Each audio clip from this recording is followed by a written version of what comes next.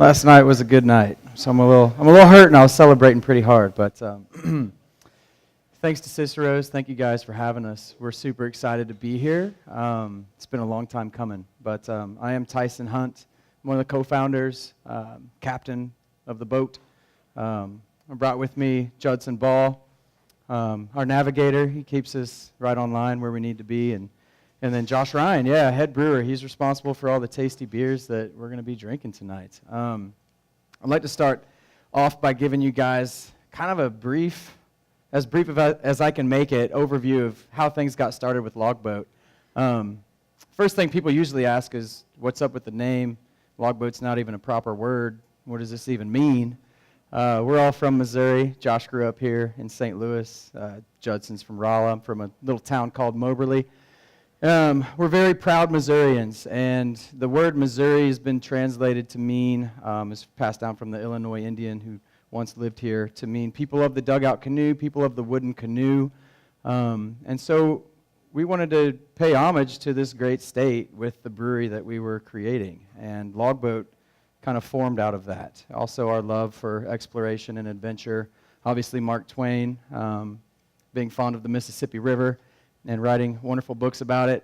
Lewis and Clark started their great expedition and adventure right here in St. Louis.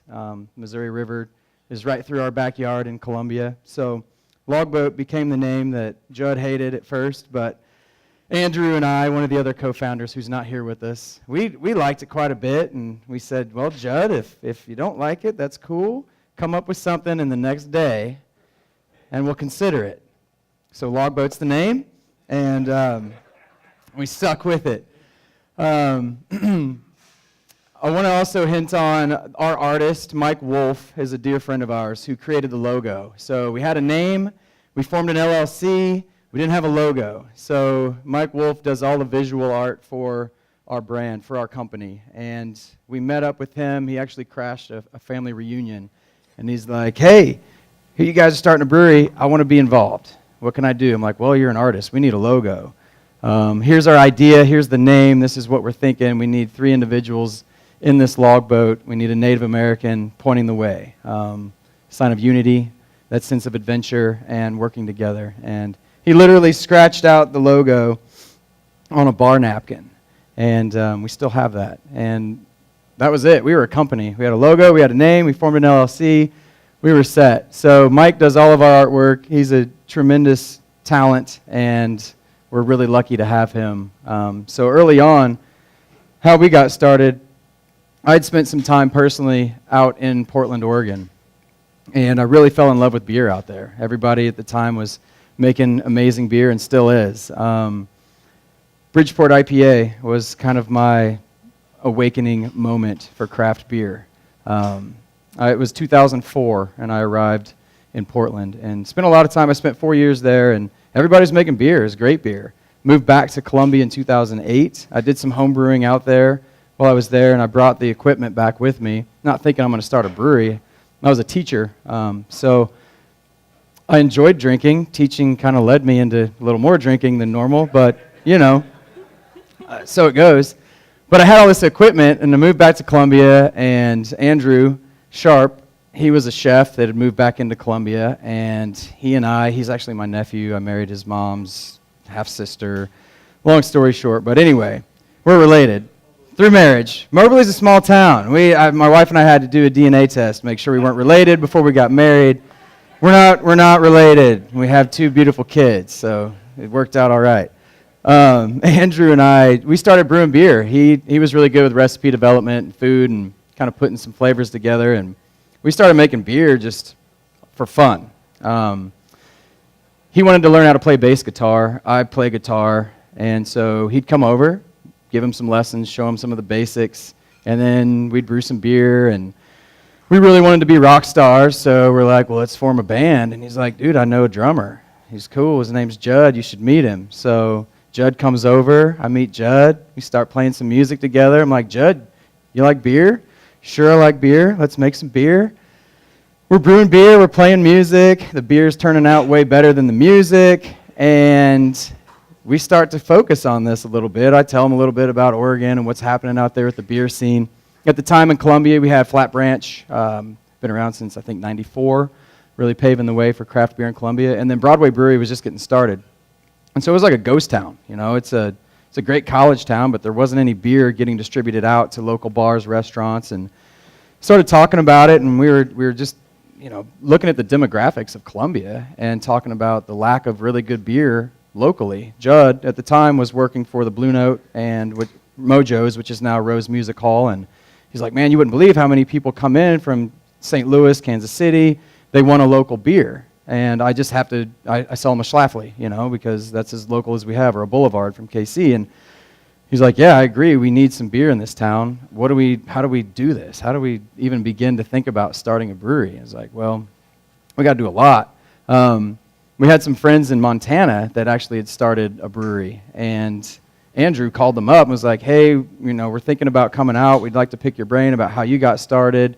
They're in a small little town in the Bitterroot Valley, just south of Missoula. And they're like, yeah, sure, come on out. We would love to share with you kind of how we got started and what we did. And so we went out for a week. Judd and Andrew and myself drove out, hung out, bugged the hell out of them, asking them tons of questions about their brewery and how they got things started, what kind of equipment, what kind of beers, what was distribution like, what was their typical day. You name it, we were asking them and touring all up and down the Bitterroot Valley, talking to different brewery owners and explaining to them, what Columbia was and what it needed. And we had one guy said, if you guys don't start a brewery in this town, I'm going to move to Columbia and start a brewery. You guys need to do this. So we left that trip literally writing our business plan. And really, from that moment on, that would have been, I think, was that 2012? 2011? I think 11, the summer of 2011. We started a business plan. And by that point, we had brewed a few decent homebrew batches, but we knew we'd have to find a head brewer to really take us to the next level. But we wanted to make this beer called Shiphead that you're getting poured right now. And it was one of our earliest homebrew beers that we were working on. Andrew, being the chef, he wanted to make a beer that would pair well with Asian food and use ginger in a beer. And so we decided a wheat beer, it's the Midwest. People like wheat beers for the most part. It's a pretty simple beer to put ginger and coriander and lemon zest into to really showcase those flavors. So we were working on how to get those flavors into a wheat beer in my garage at this time, really just racking our brains on the ginger side and couldn't quite figure out how to do it without overpowering the beer itself or it not being there enough. Do we pasteurize the ginger juice? The one thing we definitely wanted was to use an organic ginger root. So we went with some different Asian gingers we tried, and then we went to South American, and we ended up finalizing this Peruvian. It's an organic Peruvian ginger that we use in Shiphead, and it's not as bitter as the Asian ginger, and so I think it lends a nice subtle kind of a ginger flavor without overpowering the beer itself. But during this whole time of trying to figure out Shiphead, we definitely knew that our skills weren't that good. We weren't really great brewers. We weren't destined to be head brewers for a brewery. So we were in this catch-22 of, trying to raise money to start a brewery without a head brewer, but trying to hire a head brewer without any money. So the bankers don't want to lend us money because we don't have a brewer yet, and a brewer doesn't want to work for us because we don't have any money to pay him yet. So by the great graces, Josh Rein came on board and said, okay, you guys want to start a brewery? Cool. He was actually brewing for Flat Branch and Broadway Brewery at the same time, and he was ready to I was real busy, that's for sure. He was a busy man, and we said, this is your baby, this is your playground. Can you help us figure out how to make a ginger beer? And so Shiphead was one of the earliest beers that Josh got involved with us in my garage making this beer. And so let's sample it now. I'll let Josh kind of talk about the process of how we went from a problem to a solution in this beer and what it is. Man, the problem, I don't remember what the problem was from the get-go.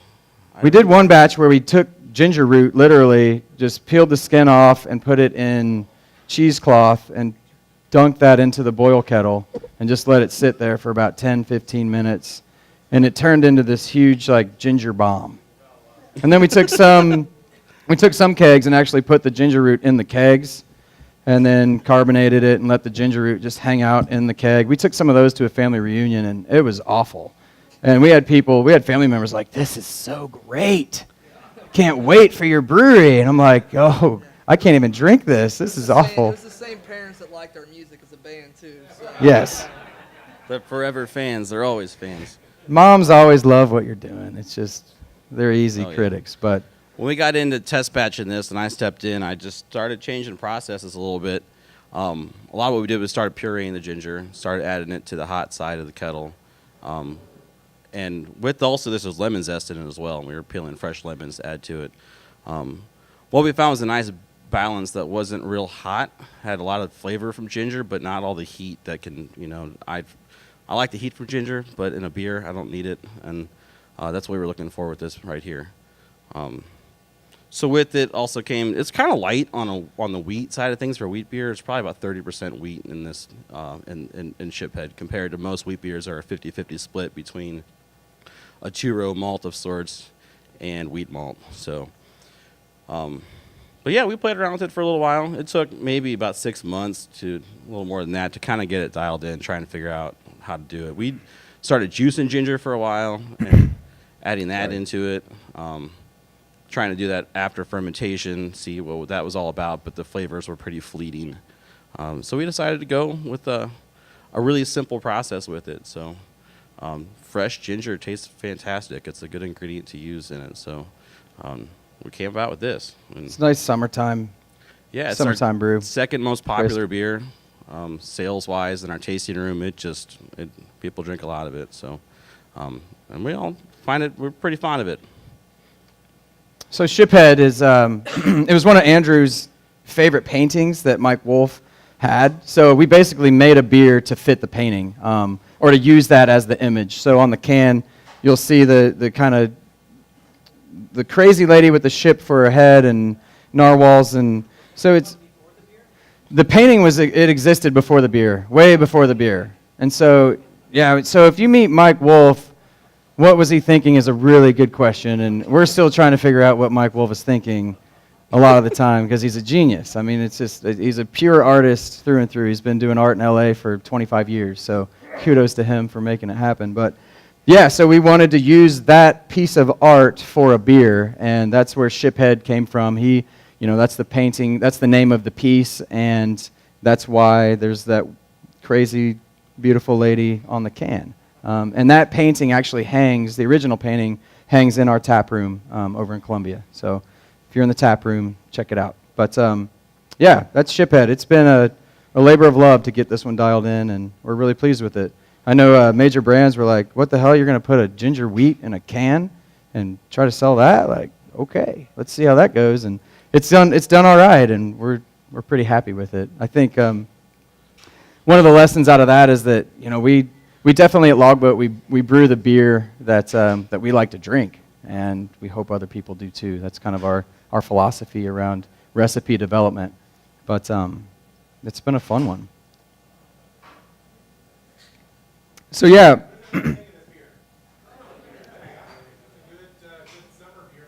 Lawnmower beer. Yeah. Thank you.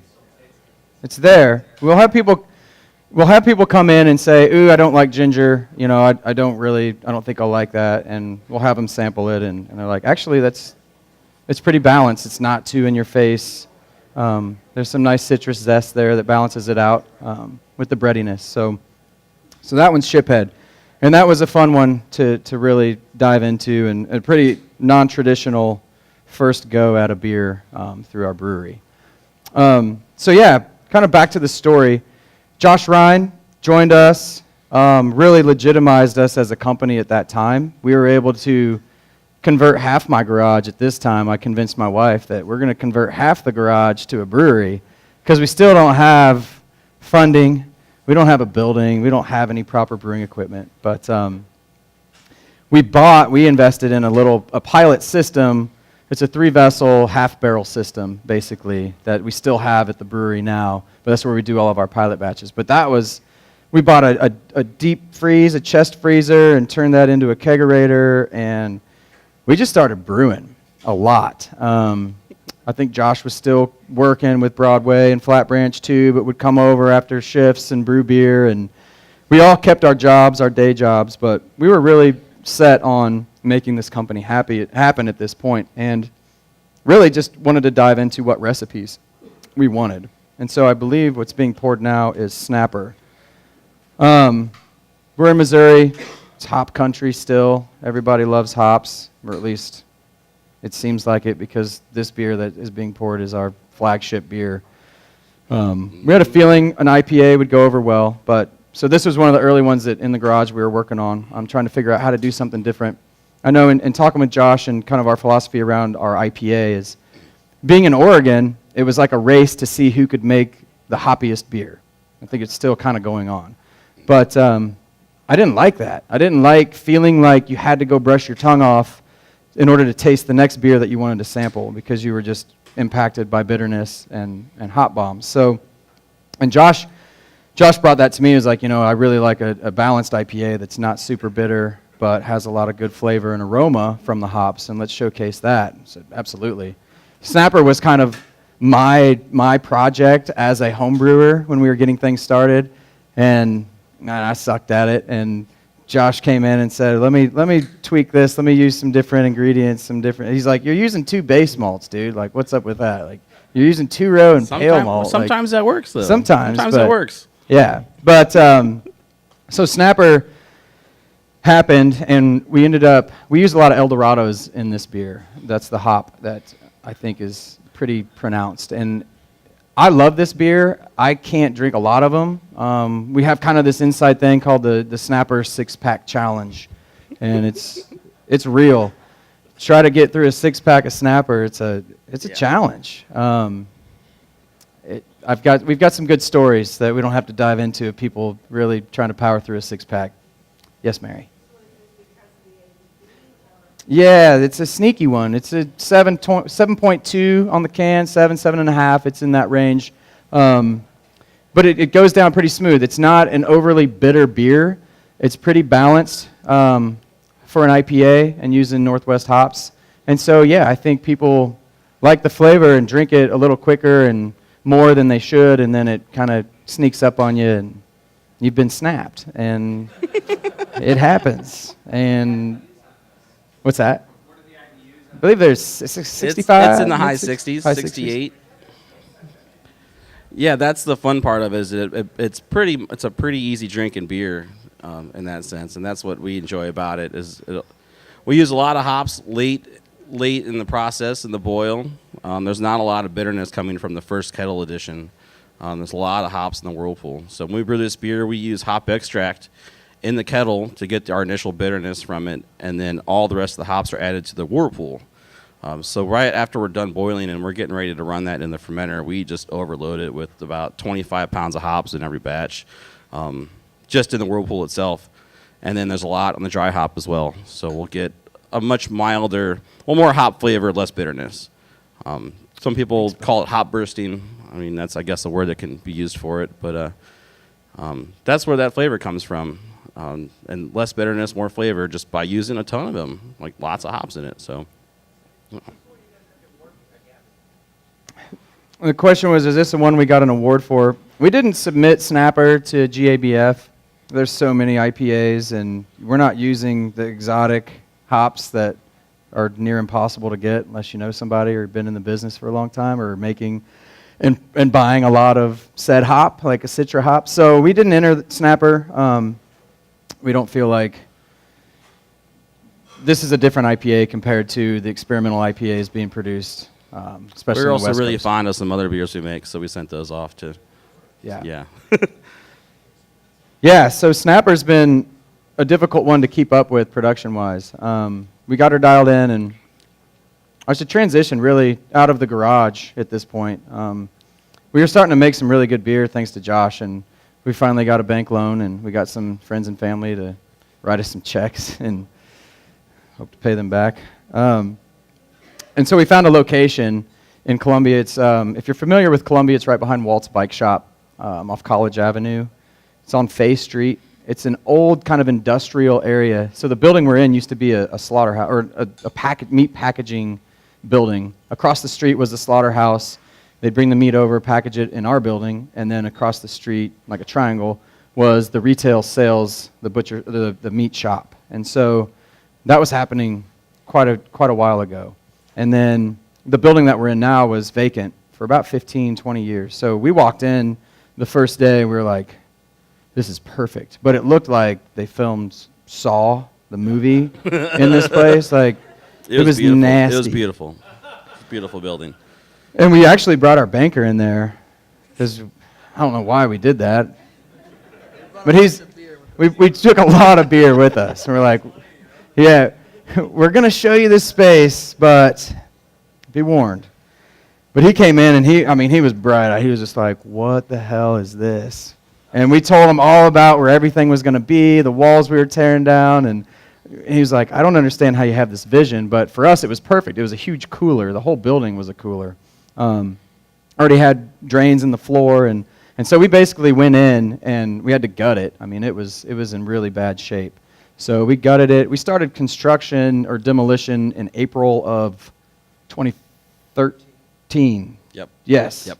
April of 2013, we started demolition on our building. It took about a year. That was a fun process. I've never torn a building down or built anything. I built a little birdhouse, I think, in junior high. And so, like, being on site and watching these guys really take our vision for what this space needed to be and make it happen, it was pretty spectacular. And so it took a year for them to get the building from demolition back into a usable space. And so during that year, we were purchasing our brew house. So Josh said, we were shopping, we were looking at Chinese manufactured tanks and brew houses because they were pretty cheap comparatively. We really wanted to use United States built equipment, but man, it was almost double the price, and we had a limited budget. And Josh said, hey man, have you heard of metalcraft fabrication out of Portland, Oregon? I'm like, Portland, huh? Of course, it caught my attention. I really wanted to go to Portland. Yeah. I hadn't been back there in a while, so I used to live up there for a little while, and I really wanted to go back to Portland. So I told these guys, like, let's check these guys out. It sounds all right. So I called Charlie, the owner of Metalcraft, and kind of let him know what other brands of brew houses and companies we were talking to. And he's like, man, it's going to be hard to compete. And I was like, well, let's talk about our business plan and the beers that we're making and the amount of beer that we need to make, and maybe we can adjust our cellar space to fit something that you could provide for us. And at the time, Charlie didn't have any brew systems in mid-Missouri. He didn't have anything in the Midwest. And so he was pretty pumped to potentially have a client here in middle of America.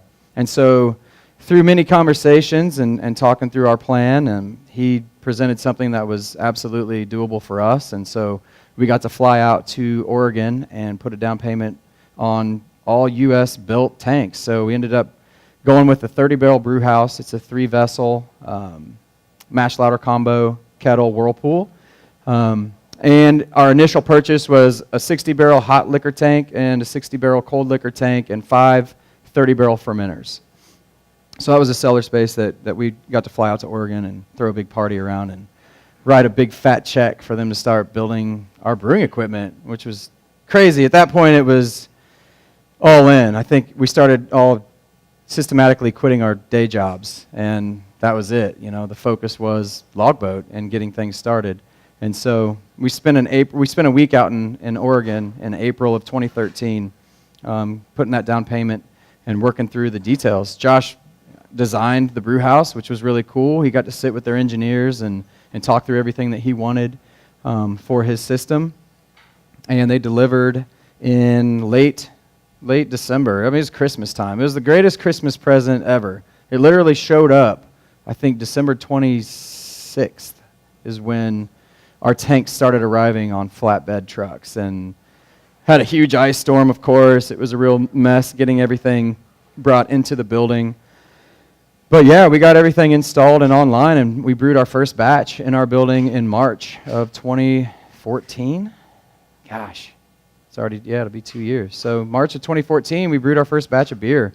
At that point, we knew we were going to do 4 core brands. Snapper and Shiphead were 2 of those. We wanted to do a pale ale as well, which we aren't pouring for you tonight, unfortunately, because it's one of my favorites. But Mamoot is an English mild ale. And there's another question from our distributor. They're like, you want to put an English mild ale in a can? Like, who the hell does that? I think there's a couple other breweries in the country that do that, but again, we brew the beer that we like to drink, and we hope everybody else likes them. So Mamoot is Josh Rein's baby. So he never brewed that beer for Flat Branch or Broadway. It was one of his house beers that he made as a home brewer and just kept on tap at all times. And I remember, going through the interview process with Josh, which was, will you please be our brewer? He brought us over to his house and was like, here are a bunch of my beers that I've made, like, let's drink some of them and tell me what you think, give me some feedback on these things. And Mamoot was called Garter Snake at the time, and Judd just loves snakes so much. Yeah, I said no dice on that name because I just could not hold a can with a snake in it. I'd be terrified of it. So we had to change the name. Josh wasn't happy, but he accepted it. Yeah, he accepted it. But he said, try this Garter Snake. It's an English mild. I'd never had an English mild ale. I didn't know what it was. I'm still learning a whole lot about beer and beer styles. But it was one of the best beers I'd ever had, period. And I was like, dude, this is amazing. I really want to make this beer year-round. I think we should put it in a can. This should be something that we introduce to the world because it's so good. And so Mamoot is Josh Rein's baby. So this is a beer that we did enter into the Great American Beer Fest in 2014. It actually took a silver medal in 2014. We entered beers just to get feedback. How do we get better? What are some things that we're missing? How do we make these beers that we're passionate about better? We wanted feedback from our peers.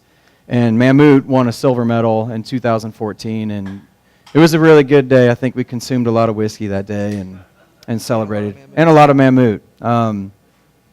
But really smooth. We describe it to people as a light, sessionable brown ale to get some of those flavor characteristics. But to me, it's way better than a brown ale. I get toast, some sweetness like honey, jam, toasted bread, coffee. But there's none of those things. There's no coffee in this beer. It's straight barley, hops, water, and yeast. And the thing that's mind-blowing for me as a novice brewer for this beer is keeping it 3.6 to 4% ABV, but still getting those flavors that you get out of this beer, which is difficult because obviously to get flavor, you've got to add more malt and not water it down. And so Josh has just, in my opinion, created a masterpiece with this beer. I love it. It's the beer that I drink the most of any beer that we brew. You can drink it all day long and keep going on about your business. And I think it's something that is needed in the craft beer lineup. And we're really proud of this one. This is a fun one. This beer also got a bronze medal last year, so it was the only brewery or the only beer in the category. Go in that mic. The only beer in the category that medaled 2 years in a row. So we were pretty proud of that. Yeah, so this one, it's year-round for us. It's obviously one that we put into cans. It was a no-brainer. As soon as we tasted it from Josh's homebrew stash, it was going into cans and it was going to be produced year-round. So it's been fun talking to people about an English mild and that style and what it is. I'm hoping that more breweries will make more English milds because I love the style, and I would love to see more of that offered up. Yeah, I don't know what happened to our brewer. I think I don't want to botch the English mild style and where it came from, but from what I know, I'm going to let Josh handle that because I don't want to give you misinformation and be like, that dude Tyson didn't know what the hell he was talking about, because that's very possible with this style. I'm now starting to study for the Cicerone exam, so I'm not going to pretend to be a beer expert because I'm not. I do the numbers and legal boring stuff for the brewery. But we'll let Josh come in and talk about the actual style itself. But I need to drink some of it. She's got it. She's on it. This was the first beer that we brewed on our system once we got things up and running in March. And we basically had to buy 2 new fermenters to produce more beer, pretty much within our first 6 months of operation. So we installed the 5 30-barrel fermenters, and at the same time that we purchased all the brew house equipment, we bought a canning line, because obviously we were going to can our beer. We didn't actually get our canning line up and running until a year after we bought it, and it hit the building, and which is good. I mean, we started selling so much draft beer in central Missouri that we couldn't justify taking beer out of draft to put into cans to pull from our on-premise accounts. So that was the last thing we wanted to do. And so pretty early on, we had to go back to our bank and say, hey, here's the situation. We've got this piece of equipment still sitting in a box, not generating any revenue for us. We need to buy some more tanks so that we can make some more beer to actually get it into cans. And so it took a year to get 260. Those are the first 260-barrel fermenters that we bought. And those were going to be basically for Mamoot and Snapper. These were the first 2 beers that we put into cans. We needed to double batch these 2 because they were selling pretty good for us. And so within 6 months, we had bought 2 more tanks from Metalcraft out in Oregon. So we got to fly back to Oregon and go check out our babies being built and do some research in the Pacific Northwest of what's being brewed, which is great because we still get to go out there and do research and hang out with our friends and drink Northwest beer, which is fantastic. How long does this ferment? This is about a 4 or 5 day fermentation. It's quick. You know, we condition it in the fermenter. We can go from brewing to packaging within 14 days. We could probably shave a couple days off of that too. So Mamoot's our quickest turnaround beer in our cellar. Snapper's our longest. It's 21 days, 20. It's in the 20s. No, it is not longer than the Alien Gold. That was a. We'll get to the barrel age stuff here in a bit, but so you added some more tanks, got the canning line out, and we started canning. Gosh, we haven't even had all 4 beers in cans for a year yet. So we're a pretty brand new company. We're celebrating 2 years in May of this year. So it's been wild. Yeah, cheers. Thank you. I'm going to pause.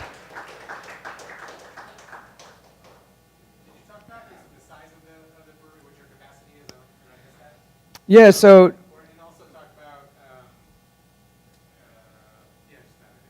yeah, 30-barrel brew house, 3 vessel. The initial purchase was the 5 30-barrel fermenters. We added 2 60-barrel fermenters last year and a 60-barrel bright tank last year. And then we just finished up a large expansion with 2 more 60-barrel fermenters and a grain silo and flow scale to automate all of the milling of our 2-row, which is our base malt. We use 2-row for our base malt on pretty much 95% of our beers. So our current capacity, I'd say, is 6,500 to 7,000 barrels if we're really pushing it hard annually.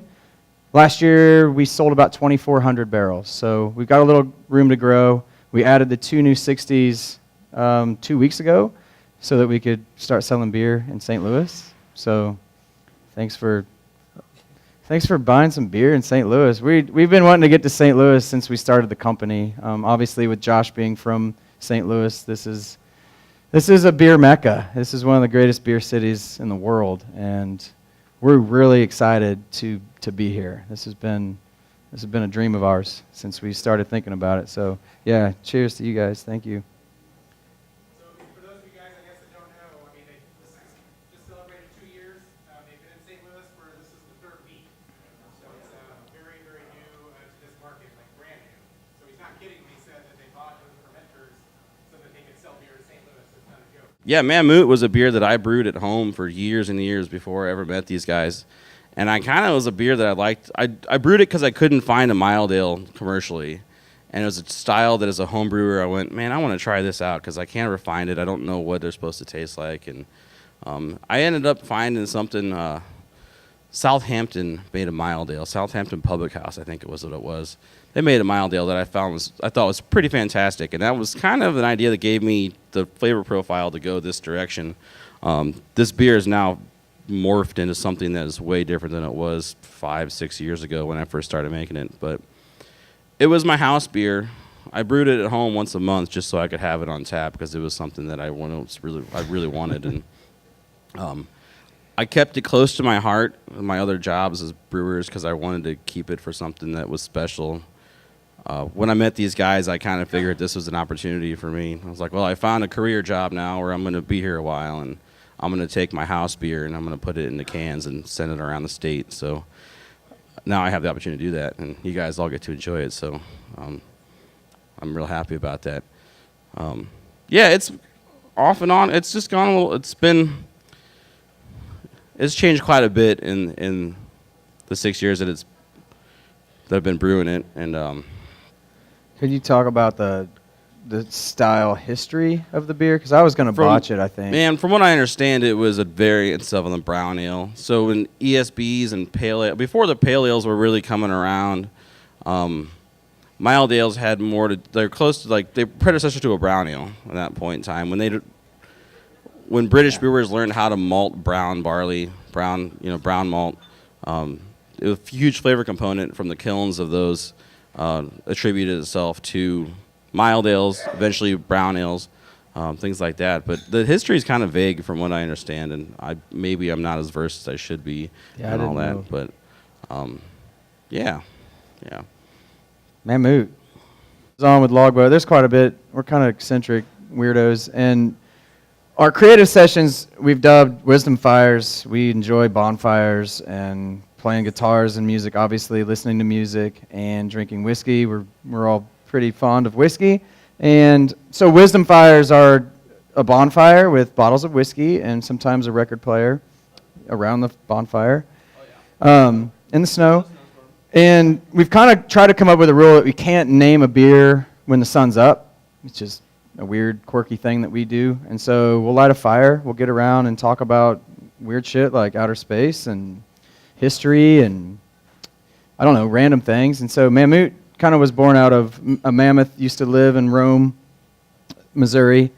And we spelled it not proper because we wanted the phonetic kind of spelling of a mammut. And that's where it came from. We had to go away from garter snake because Judd just wouldn't allow it. The original name was garter snake. Yeah. Way back when.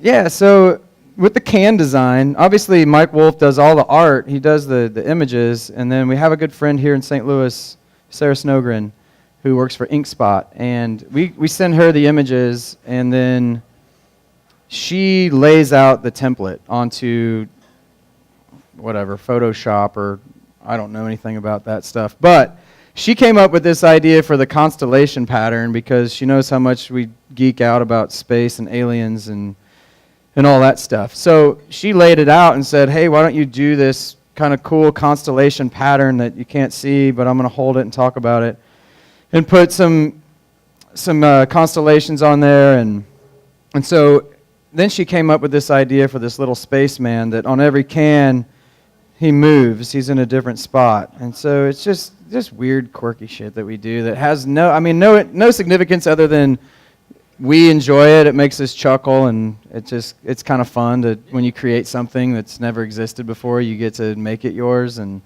so it's kind of our love of space and exploration and adventure. It's kind of metaphorical for this whole idea of let's start a brewery. It's a great idea. So yeah, it's just one big adventure. You guys still have some dark matter with you right now? Did we get? Awesome. Yeah. So dark matter.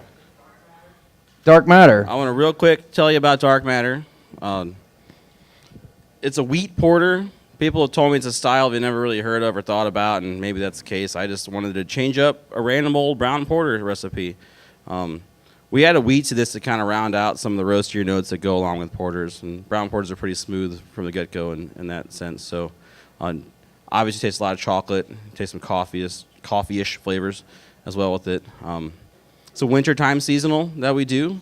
We brew it usually it's available in the market from early fall through right about now. So we're in the tail run of availability as far as what is concerned. But we wanted to share with you today because we really like it a lot. So I just wanted to give you little notes on that real quick. So Yeah, dark matter, obviously a space reference. Yeah, Just we needed another malty beer in our lineup, and it's actually it's a seasonal, but it's a beer that I think we brewed it 6 times last year. Yeah. So We made a lot of it. That's for people sure. like it, and we like it, so we kept brewing it, and so that's why it's still being sold. So it's probably one. We're looking at adding 2 more can styles, hopefully this year, but maybe early next year.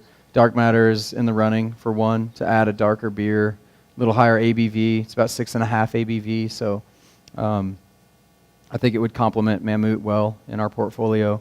So yeah, we're mulling that one over. We've been playing with barrels a little bit too, and so every brewery's playing with barrels now. So we had to do that too. Everybody's doing it. So actually, we like the beers, but Alien Gold. I don't know if any of you guys have had a chance to try that. That was our first barrel-aged beer. We got some red wine barrels in, and we brewed a Belgian strong ale, Golden Strong, and added that to the barrels with Rainier cherries. We wanted to go sweet cherries, not tart. That threw people off for sure. They're like, I don't taste the cherries. Like, well, it's not tart. You're looking for the wrong flavor. It's sweet, adds a little fruit. So we bottled that up, and I haven't talked about bottles yet. So we brewed that beer early on and put it in barrels and kind of forgot about it. It's sitting in barrels for a year. Like, you don't really think about it. And Josh comes to us, and he's like, hey, dude, we got all this beer in barrels. It's ready. Like, we need something to put it in.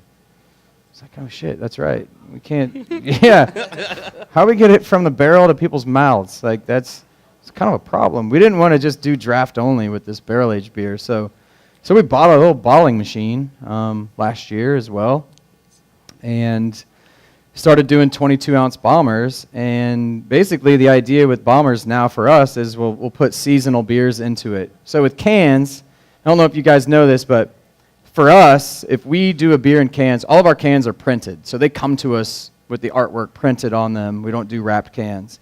So to do that, you have to buy 25 pallets of cans. Each pallet's got over 8,000 cans on it.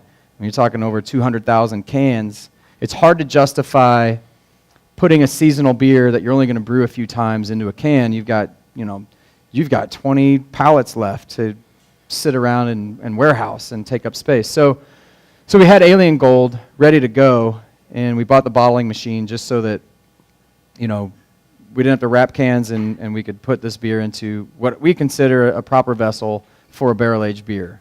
I know there's some breweries doing canned barrel-aged beers, and that's awesome, and don't have a problem with that at all. For us, we thought a 22-ounce package would be a good vessel for that particular beer, and then possibly some of our bigger seasonals as well. So our goal for this year is to produce a new bottle every month. So we're going to try to put a new bottle out there. Hopefully some can get over here to St. Louis. I don't want to promise that, because then people will email me. But I think the one that could get here would be Bear Hair. I think that's our Belgian blonde ale that won a gold medal at GABF last year.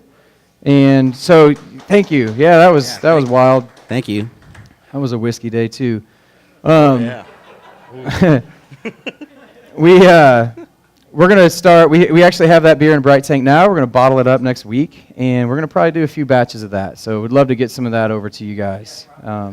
It's a fun one. It's a pretty easy drinking Belgian blonde ale. So.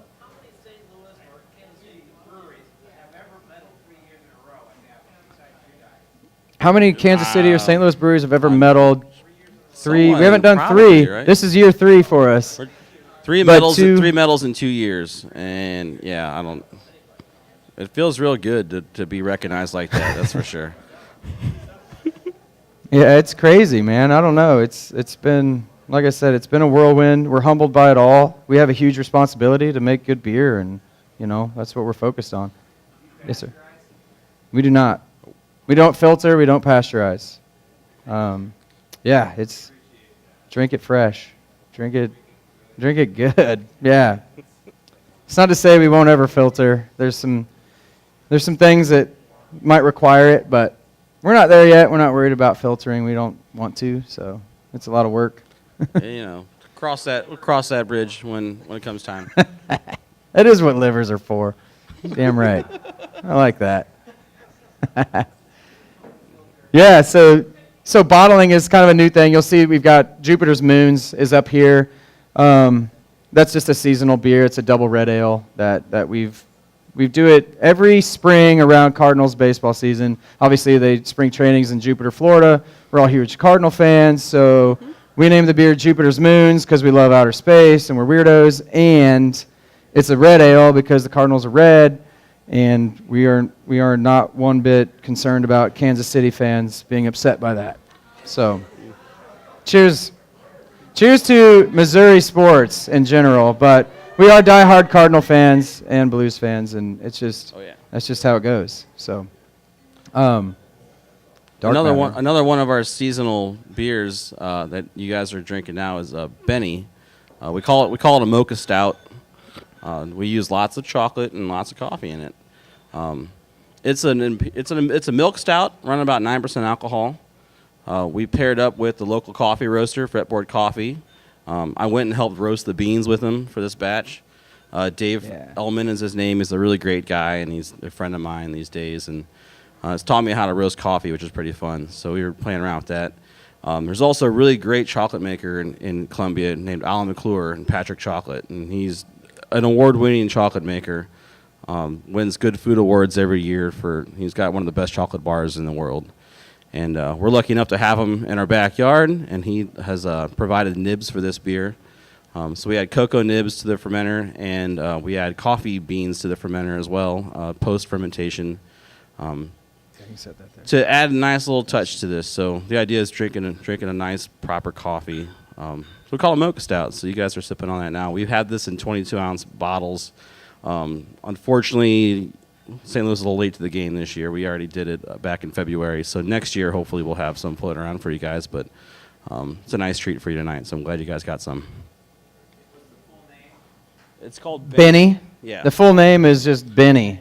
I don't know if you guys have heard the story about Doc Ellis throwing a no-hitter on acid, but that's where we got the name. Bennie. Yes, sir. Yeah, if you just look up the YouTube video of Doc Ellis's no-hitter on acid, and there's a cartoon kind of spoof around him telling the story and this awesome animation, and we watched it on repeat and just laughed our asses off.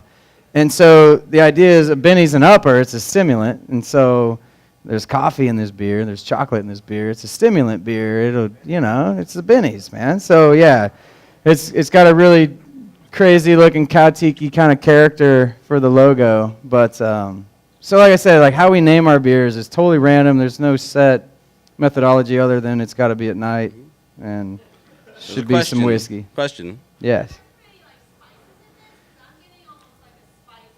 Do we put any spices in this? That is a combination of the cocoa nibs and the coffee as well. So we did a blend of two different kinds of coffee. We used coffee from Brazil and coffee from Kenya. And we used two different kinds of chocolate. We used Madagascar source chocolate and chocolate from Ghana. So the Ghana has got a lot of flavors like brownie batter. Brownie chocolate is Ghana nibs. The Madagascar nibs are a lot more akin to red wine flavors, berry flavors, and some nutty flavors in there as well. The Brazil coffee is a lot lighter roast. The Kenya roast has a lot more of a caramel flavor to it as well. And those spices you're tasting is just a blend of those two and the aging process of the beer. But there's no spices in it. Yeah. Mm-hmm.